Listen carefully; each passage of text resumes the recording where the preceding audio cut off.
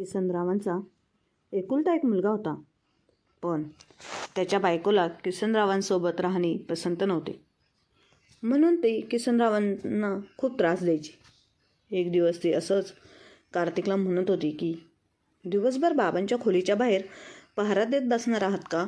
अहो, मी तुमची बायको आहे. लग्न करून मला तुम्ही या घरात आणले आहे. माझ्या प्रतीसुद्धा तुमची काही जबाबदारी आहे की नाही, की फक्त बाबांना चिकटून राहणार आहात? आपल्या सुनबाईचे बोलणे ऐकून किसनराव म्हणाले, सुनबाई, मी आजारी होतो, त्यामुळे कार्तिक माझ्याजवळ पूर्ण रात्रभर बसून राहता. तेव्हा सुनबाई म्हणाली, तुम्ही तर आमच्यामध्ये बोलूच नका, ते चांगलं होईल. बाबा जेव्हापासून मी या घरात आले आहे हेच बघत आहे, फक्त दिवसभर मुलाचा जप करत बसता. कार्तिक, मी तुमची बायको आहे. माझ्या प्रतीसुद्धा तुमचे काही कर्तव्य आहे. कायम बाबांना चिकटून असता. मला हे सगळं आवडत नाही. कार्तिक काही बोलणार त्या अगोदरच रेश्मा पाय आपटत आपल्या खोलीत निघून गेली. एक दिवस कार्तिक नाश्त्याची प्लेट उचलत बोलतो, रेश्मा, बाबा केव्हापासून उपाशी बसले आहेत. मी त्यांना यातला एखादा रसगुल्ला खायला देऊ का? तेव्हा रागाने लालबंद होऊन रेश्मा म्हणाली, तुम्हाला किती वेळा सांगितले आहे की बाबांची काळजी करू नका, तरी पण माझं डोकं का खात आहात? मी काय त्या म्हाताऱ्यासाठी रसगुल्ले बनवले आहेत का? कामधंदा तर काहीच करत नाहीत, फक्त बसून रसगुल्ले खायचे आहेत. तेव्हा कार्तिक म्हणाला, रेश्मा, बाबांनंतर काम करायचे असते, पण तूच त्यांना बाहेर काही काम करू देत नाहीस. यावर रेश्मा म्हणाली, कार्तिक, तुमचं तोंड खूपच चालायला लागलं आहे. तेव्हा कार्तिक चुपचाप आपल्या नाश्त्याची प्लेट उचलतो आणि डायनिंग टेबलवर खायला बसतो. खरं तर रेश्मा आणि कार्तिकचे लव्ह मॅरेज झाले होते आणि रेश्मा लावून सासऱ्यांचा अर्थ या घरांमध्ये नको होता, परंतु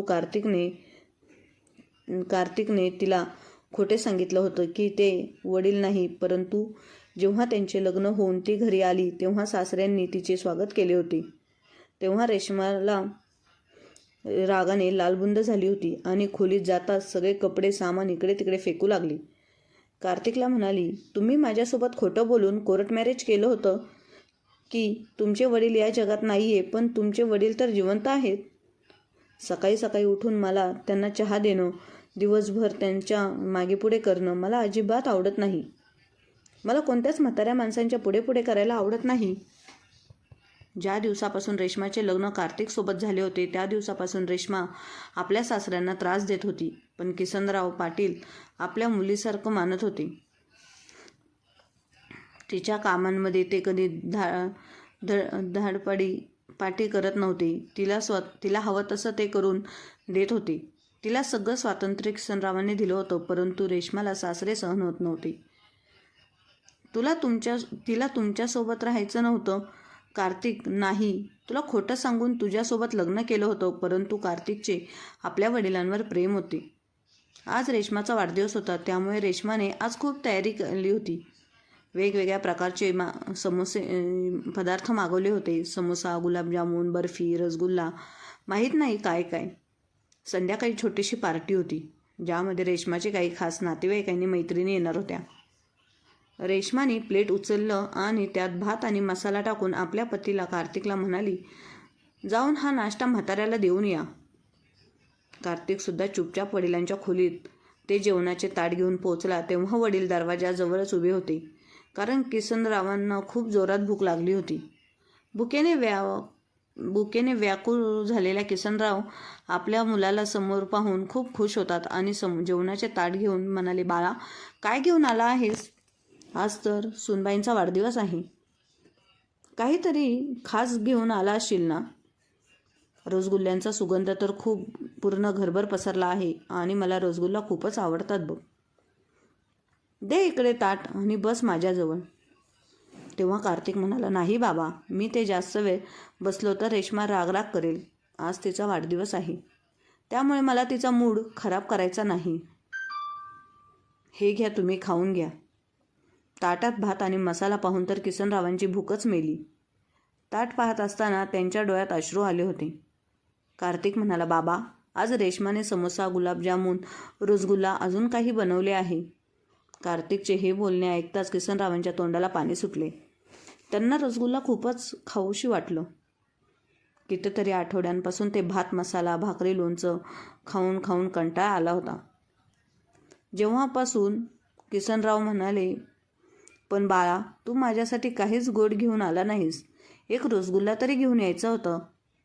अरे, भात आणि हा मसाला किती सुका आहे, हे मी कसे खाऊ? तेव्हा कार्तिक म्हणाला, बाबा, मी तर रसगुल्ला गुपचूप घेऊन निघालो होतो, पण रेश्माची नजर त्याबाबत तेव्हा रसगुल्ल्यावर पडली आणि म्हणाली की या सगळ्या गोष्टी मी त्या म्हाताऱ्यासाठी बनवल्या नाहीत. तिच्या मैत्रिणी येणार आहेत, ती त्यांनाच खायला देईल. अजून तिला समज कमी आहे. तेव्हा किसनराव म्हणाले, तू खाल्ले का रसगुल्ले, कसे झाले आहे? तेव्हा कार्तिक म्हणाला, हो बाबा, मी तर रोज समोसा सगळं काही खाऊन आलो आहे. खूप स्वादिष्ट झाले आहे. आपल्या मुलाचे बोलणे ऐकून त्यांच्या तोंडाला पाणी सुटले आणि म्हणाले, बाळा, रसगुल्ले राहिले असेल तर मला घेऊन ये. तेव्हा कार्तिक म्हणाला, बाबा, मी पाहून येतो. रेश्मा आत्ताच खोलीत गेली आहे. जर झोपली असेल तर मी गुपचूप तुम्हाला रसगुल्ले घेऊन येतो. कार्तिक बाबांच्या खोलीतून बाहेर येतो आणि सगळीकडे आजूबाजूला पाहतो की रेश्मा कुठे आहे. तो पाहतो की रेश्मा आपल्या खोलीत बसून आरामात आपल्या मैत्रिणींसोबत फोनवर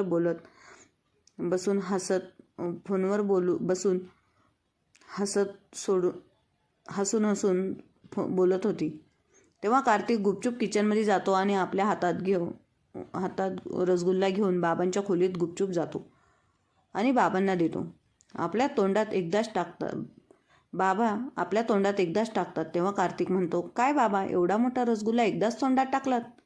हळूहळू खायचा होता, घशात अडकला तर?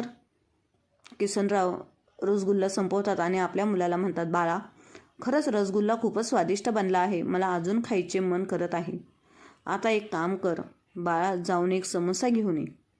तेव्हा कार्तिक नकारार्थी मान हलवत म्हणाला, नाही बाबा, यावेळेस गेलो तर रेश्मा मला खूप ऐकवेल आणि सोबत तुमचीसुद्धा धुलाई करेल. कारण कार्तिकला माहीत होते की त्याने जर यावेळेस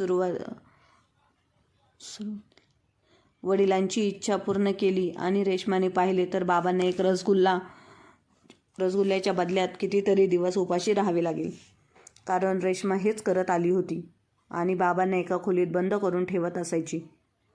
कार्तिक तिला खूप समजवायचा, पण ती कार्तिकचं काहीच ऐकत नव्हती. आता किसनरावांना कधी रसगुल्ला तर कधी समोसा आठवायचा. ते पुन्हा पुन्हा त्यांची बोटं चाटत होते. तेव्हा कार्तिक म्हणाला, बाबा, मी जातो, नाही तर रेश्मा माझा बँड वाजवेल. पण बाबा, जर रात्री काही उरले तर घेऊन येईल. कार्तिक आपल्या खोलीत निघून जातो. तेव्हा रेश्मा म्हणते, जेवला का म्हातारा? कार्तिक म्हणतो, हो, चाटून पुसून खाल्ला आहे. तेव्हा रेश्मा म्हणते, का? असा कोणता पदार्थ दिला होता की चाटून पुसून खाल्ला आहे? रेश्माचे बोलणे ऐकून कार्तिक गडबडला आणि म्हणाला, अगं नाही गं, त्यांनी तर भात आणि मसाला चाटून पुसून खाल्ला आहे. तेव्हा रेश्मा संशयाच्या नजरेने पाहते आणि बोलते, खोटं बोलू नका. मला माहीत आहे तुम्ही नक्कीच त्यांना काहीतरी गोड दिले असणार. कारण मी 25 रसगुल्ले बनवले होते. एक तुम्ही खाल्ला आणि एक मी खाल्ला. तर मग 23 पाहिजे ना? तिथे तर फक्त 22 रसगुल्ले आहे. कुठे गेला माझा एक रसगुल्ला? नक्कीच तुम्ही त्या म्हाताऱ्याला दिला असणार. तेव्हा कार्तिक म्हणाला, नाही रेश्मा, तू चुकीचं समजत आहे. ते तुझ्या बोटात जादू आहे. रसगुल्ले इतके स्वादिष्ट झाले होते की मला कंट्रोल झाले नाही आणि मी अजून एक खाऊन टाकला. ठीक आहे ना स्वीटहार्ट, आता मी जातो. मला ऑफिससाठी उशीर होत आहे. संध्याकाळच्या बड्डे पार्टीला भेटूया. संध्याकाळी रेश्माचे नातेवाईक आणि मैत्रिणी येतात. घरात खूप हसण्या खेळण्याचे वातावरण होते. परंतु बिचारे किसनराव एका खोलीत बंद होते. का बंद होते आणि कोणत्या गोष्टीची त्यांना शिक्षा मिळत होती त्यांना तर काहीच समजत नव्हते. कदाचित सासरे होणे हीच त्यांच्या जीवनाची कठीण परीक्षा होती आणि ते सहन करत होते. आणि इकडे रेश्मा आपल्या मैत्रिणी आणि नातेवाईकांसोबत मस्तपैकी आपला वाढदिवस साजरा करत होती. कोणी विचारले सुद्धा नाही की तुझे सासरे कुठे आहेत. चांगल्या चांगल्या पदार्थांचा वास किसनरावांच्या खोलीत पोहोचत होता आणि ते त्याच वासाने आपली भूक मिटवत होते. रेश्माला वाढदिवसाच्या खूप खूप शुभेच्छा आणि आशीर्वाद दिल्यानंतर सर्व नातेवाईक आणि तिच्या मैत्रिणी जेवून घरी जातात. तेव्हा कार्तिकने गिफ्ट खोलून रेश्माला दाखवले आणि इकडे किसनरावांना वेगवेगळे पदार्थ खाण्याची इच्छा होत होती. इकडे कार्तिक रेश्माला गिफ्ट दाखवत म्हणाला की हे बघ, मी एक साडी आणली आहे आणि एक ड्रेस बाबांसाठी. ड्रेस बघून रेश्मा म्हणाली, बाबा तर पांढरे कपडे घालतात, मग त्यांच्यासाठी पॅन्ट शर्ट घेऊन यायची काय गरज होती? किती पैसे घालवले? माझ्यापेक्षा महागातली कपडे तुम्ही बाबांसाठी घेऊन आला आहात. माझ्यासाठी 1000 रुपयाची साडी आणि बाबांसाठी 1500 रुपयाचा ड्रेस आणला आहात. काय गरज होती इतके पैसे घालवायची? तो म्हातारा आता कपड्यांचा ढीग लावणार आहे का? या वयात त्यांना आता कुठे जायचे आहे? सगळ्या वस्तू तर बॉक्समध्ये बंद आहेत. तेव्हा कार्तिक म्हणाला, रेश्मा, पोरकटपणाची हद्द झाली. हे विसरू नकोस की बाबांनी दिलेले आपल्याजवळ सगळं काही आहे आणि तुला एक ड्रेस देण्यासाठी एवढा त्रास होत आहे. अहो, उद्या आपल्याला सुद्धा मुलं होतील. त्यांच्या भविष्यासाठी सुद्धा आपल्याला काहीतरी करायला हवे ना. आत्तापासून पैसे साठवून ठेवू, तेव्हा त्यांचे फ्युचर बनेल. तुम्ही तर मला कायम चुकीचे ठरवत आहात. त्यांना कुठे कपडे घालून जायचे आहे? सगळे कपडे ठेवून ठेवून खराब होऊन जातील. रेश्माचे बोलणे ऐकून कार्तिकला राग आला. तो रागातच म्हणाला, तुला कायमच माझ्या वडिलांचा का त्रास होतो? तुला त्यांची काय अडचण आहे? तसं पाहिलं तर ते सुद्धा तुझ्या वडिलांसारखेच आहेत. रेश्मासुद्धा म्हणाली, माझे वडील देवाघरी गेले आहे आणि माझ्या वडिलांसारखे आहेत, पण वडील तर नाहीत. मी त्यांना वडील मानत नाही. मी तर पहिले सांगितले होते की माझ्या घरात सासू सासरे नावाचा त्रास नाही पाहिजे. कार्तिक म्हणाला, रेश्मा, तुला वडील काय करतात? बिचारे शांतपणे एका खोलीत पडून असतात, हुकाचूक करत नाहीत. तरीही तू त्यांना त्रास देत असतेस. कायमच माझ्या वडिलांबद्दल उलटसुलट का बोलत असतेस? तुला तुझ्या तोंडावर ताबा ठेवता येत नाही का? हळूहळू त्यांच्या छोट्याशा भांडणाचे रूपांतर मोठ्या भांडणात होते. कार्तिक आणि रेश्माचे खूप मोठे भांडण होते आणि रेश्मा ओरडून ओरडून म्हणते की मी सुद्धा निर्णय घेतला आहे. तुम्ही तुमच्या वडिलांसोबत राहा किंवा माझ्यासोबत राहा. आमच्या दोघांपैकी एकालाच तुम्हाला निवडावं लागेल. कार्तिकसुद्धा भडकून म्हणतो, जर वडील किंवा बायकोमध्ये एकाला निवडावं लागेल तर मी माझ्या वडिलांना निवडतो. दरवाजा उघडा आहे, तू जाऊ शकतेस. कार्तिकचे बोलणे ऐकून रेश्मा आश्चर्यचकित होते. म्हणते, कार्तिक, हा तुमचा शेवटचा निर्णय आहे? तेव्हा कार्तिक सुद्धा म्हणतो की हो, माझा शेवटचा निर्णय आहे. माझ्या वडिलांनी परिस्थिती नसताना सुद्धा शिकून लहानाचे मोठे केले, सांभाळले. माझ्यासाठी त्यांनी खूप त्रास सहन केला. तुझ्यामुळे का सोडू मी त्यांना? त्यापेक्षा मी तुला सोडतो. रेश्मा बोलते, ठीक आहे, मी निघून जाते, मला न्यायला येऊ नका. रेश्मा तिच्या माहेरी फोन करते, जो आज तिचा वाढदिवस साजरा करून गेले होते. आई, मला न्यायला गाडी पाठव, मी आता माहेरी येणार आहे. आता आपल्या या घराशी काही संबंध नाही. आपले या घरात कोणीच नाही. ते सामान पॅक करताना सुद्धा बडबडत होती. आता या घरात माझी काही गरज आहे. रेश्मा आपले सामान पॅक करून बॅग घेऊन घराच्या बाहेर निघून जाते. तरीही कार्तिक काहीच बोलत नाही आणि दरवाजा बंद करून घेते. जेव्हा ही गोष्ट किसनरावांना कळते तेव्हा त्यांची सूनबाई घर सोडून माहेरी निघून गेली आहे हे ऐकून त्यांना खूप दुःख झाले. त्यांनी खाणं पिणं सोडलं. आज रेश्माला जाऊन 2 दिवस झाले होते आणि 2 दिवसांपासून त्यांनी अन्नाचा कणही तोंडात टाकला नव्हता आणि याचे कारण ते स्वतःला समजत होते की स्वतःला ते कोसत होत्या की माझ्यामुळे सूनबाई घर सोडून निघून गेली होती. एक सासरे ज्यांना सुनेने तीळ तडपवले, जेवणसुद्धा नीट दिले नाही, आज त्याच सासऱ्यांना सून माहेरी गेल्यामुळे किती त्रास होत आहे, किती दुःख होत आहे. इकडे कार्तिकची सुद्धा तब्येत खराब झाली होती. त्याला सुद्धा बरं वाटत नव्हतं.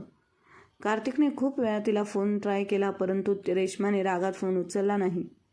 कार्तिक विचार करत होता की लग्नाच्या वेळेस फेरे घेताना सोबत जीवन मरण्याची शपथ घेतली होती आणि एका क्षणात तिने तोडून टाकली. तेवढ्यात कार्तिकचा मोबाईल वाजला. त्याचे लक्ष मोबाईलवर गेले. त्याने लगेच फोन उचलला आणि बाहेर अंगणात फिरता फिरता बोलू लागला. तिकडून रेश्मा म्हणाली की मी तुम्हाला यासाठी फोन केला आहे की मी तुमच्या मुलाची आई होणार आहे आणि तुम्ही बाबा होणार आहात.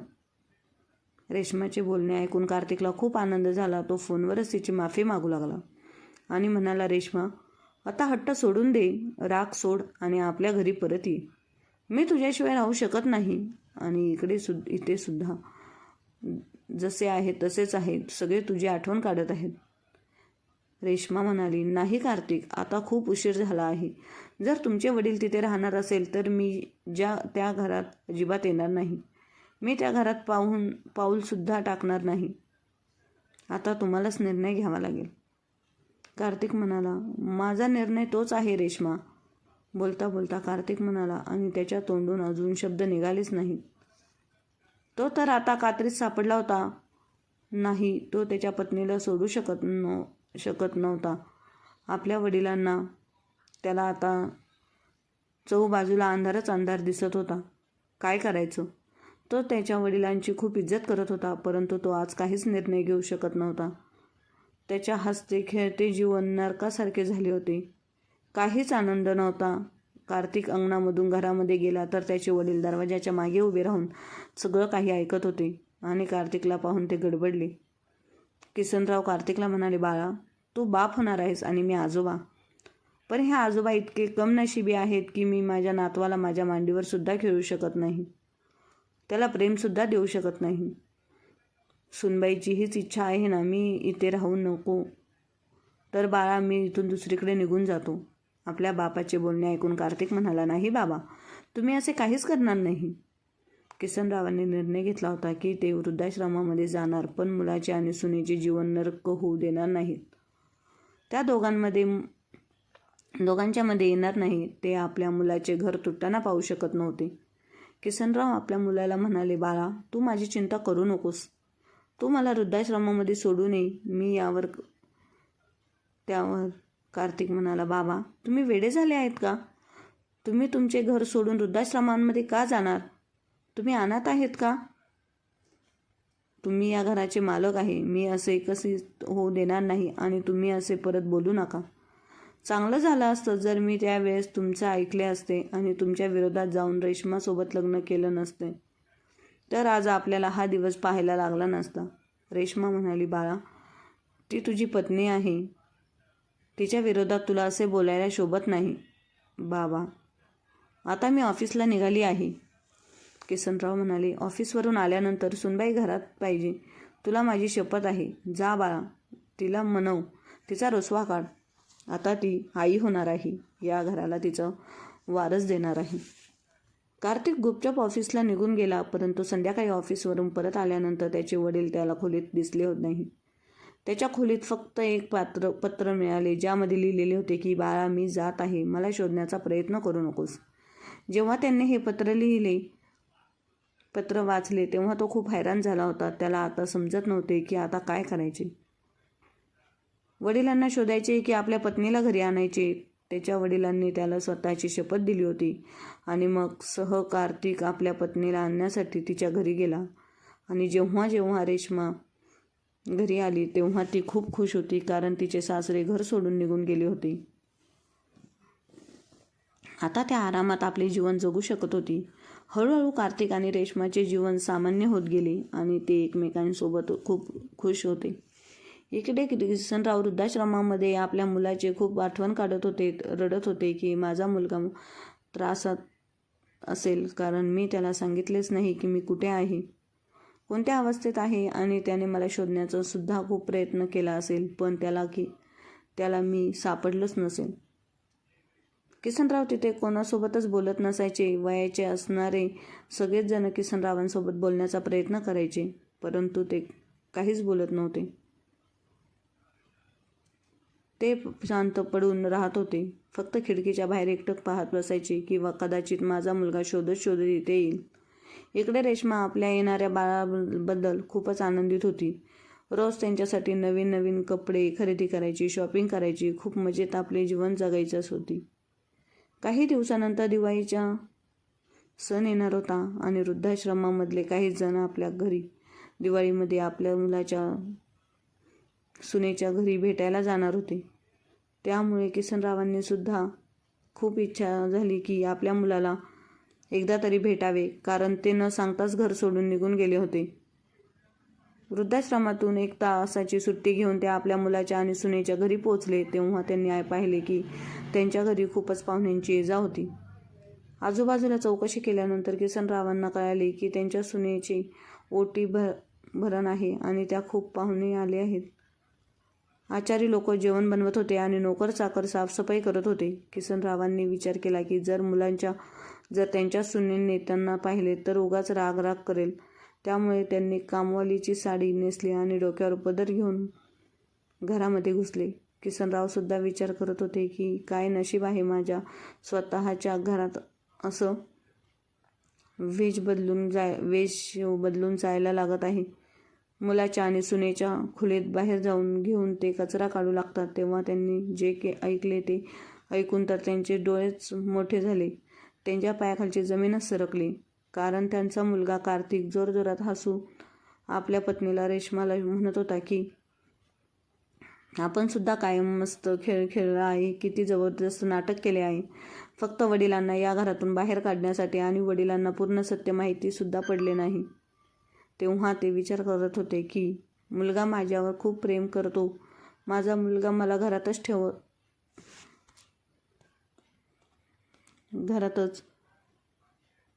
ठेवत असेल. इच्छा आहे फक्त रेश्मालाच या घरातून मला बाहेर काढायचे आहे असे त्यांना वाटत होते. पण खरं सांगू का रेश्मा, मला स्वतःलाच त्यांच्यापासून सुटका करून घ्यायची होती, कारण आपल्या दोघांना घरात मजेत राहायला मिळावे म्हणून दोघांनी मिळून ते नाटक केले होते. त्यामुळे ते म्हातारे स्वतःच घर सोडून निघून गेले आणि कायमची आपली सुटका झाली. आणि एवढे घडून सुद्धा लोकांची बोलणे सुद्धा ऐकावी लागली नाहीत. रेश्मासुद्धा कार्तिकचे बोलणे ऐकून हसत होती आणि म्हणाली, हो कार्तिक, तुझा तो ड्रेसवाला ड्रामा सुद्धा खूप जबरदस्त होता. कार्तिक म्हणाला, आणि रेश्मा, तू जे घर सोडून निघून गेली होतीस तेव्हा वडिलांची काय अवस्था झाली होती विचारू नकोस. अगं, त्यांनी खाणेपिणे सोडले होते. कार्तिक बोलतच होता की रेश्मा म्हणाली, सोडा ना हो, आज आपण त्या म्हाताऱ्याची आठवण काढून आपला दिवस का खराब करत आहोत. तेव्हा कार्तिक म्हणाला, हो, बरोबर बोलत आहे रेश्मा तू. थोड्याच वेळात सर्व पाहुणे येणार आहेत, मी बाहेर जाऊन बघतो. गुलाबजामुन, पुरी भाजी, काय काय पदार्थ बनवणं झाले आहेत ते पाहून येतो, कारण पदार्थांची व्यवस्थित मांडणी करून ठेवावी लागेल. आणि हो, आत्ता बाबांची ती खोली मोठी रिकामी झाली होती, आपण त्याच रूममध्ये कार्यक्रम करूया. मी त्या रूममध्ये त्या म्हाताऱ्याचा फोटो सुद्धा काढून ठेवते, कारण कोणाच्या नजरेस ते पडू नयेत.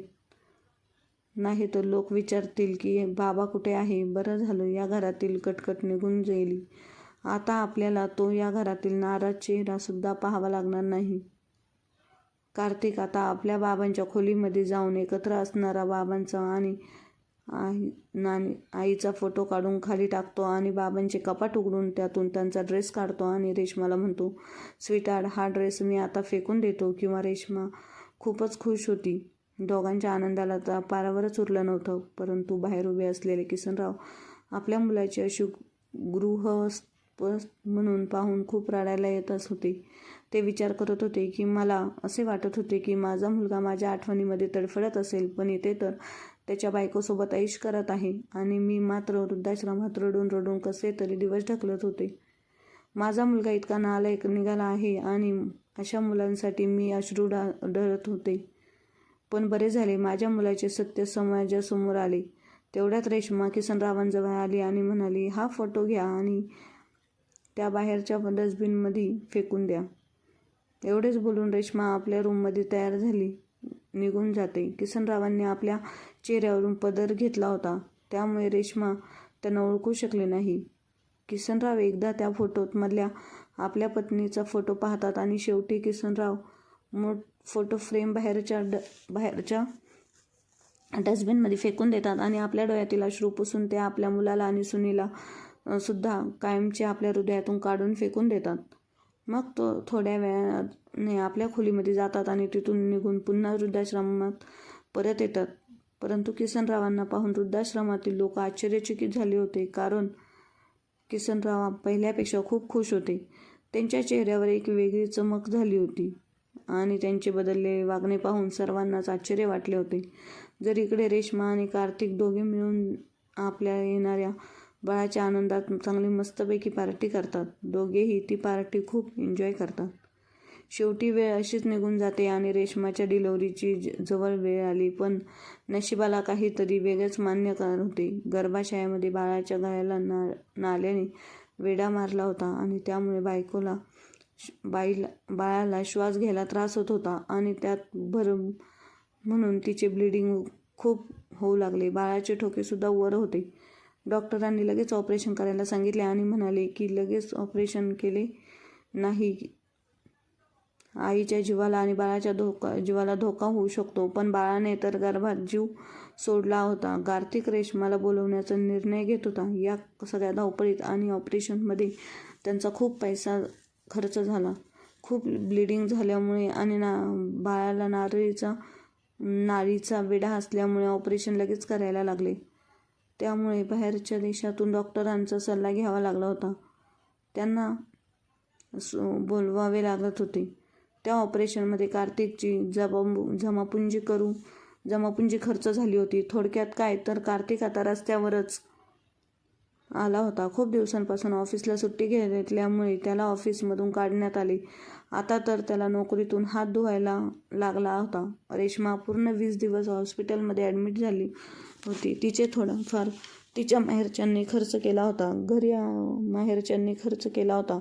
घरी आल्यानंतर रेश्मा आपल्या मुलाच्या आठवणीत खूप रडत असायची आणि कार्तिक विलाला दिलासा द्यायचा आणि म्हणायचं, रेश्मा अशी हिंमत हरलीस तर कसे होईल. तेव्हा रेश्मा म्हणाली, कार्तिक आपलं घर खर्च कसं चालेल. तुमची तर नोकरीसुद्धा गेली आणि आता मी खूप अशक्त आहे. मी जेवणसुद्धा बनवू शकत नाही. आपल्याला तर एक नोकर ठेवावा लागेल.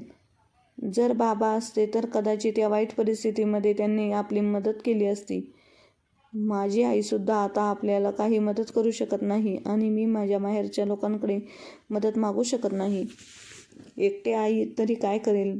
तिचं पण खूप वय झालं आहे. हॉस्पिटलमध्ये तिने शक्य तेवढी मदत केली.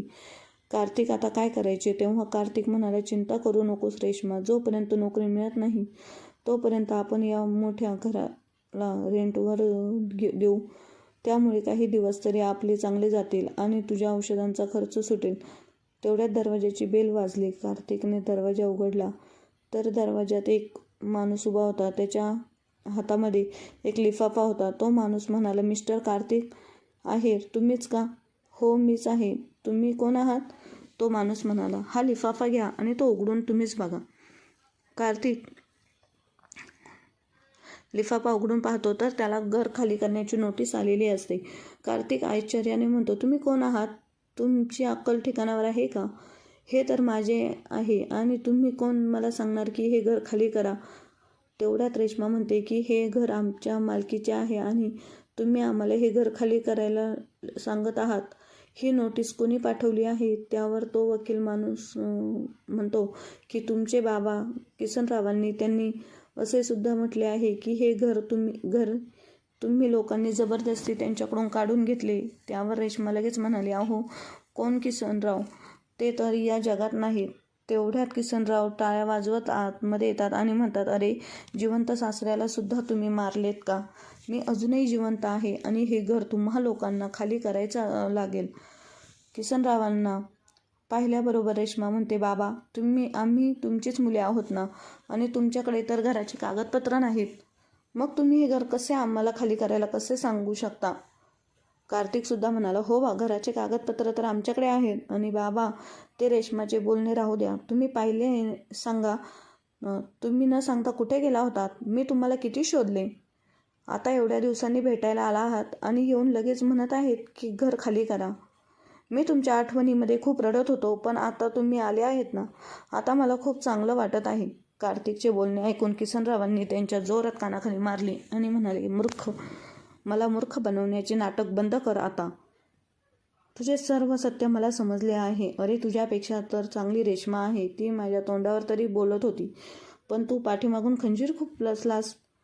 ज्या दिवशी तुम्ही डोहाळे जेवणाचा कार्यक्रम करत होता, लोकांना पार्टी देत होता, त्या दिवशी मी या घरातील कामवाली बनून आलो होतो. तेव्हा मी तुझं आणि रेश्माचं बोलणं ऐकलं होतं.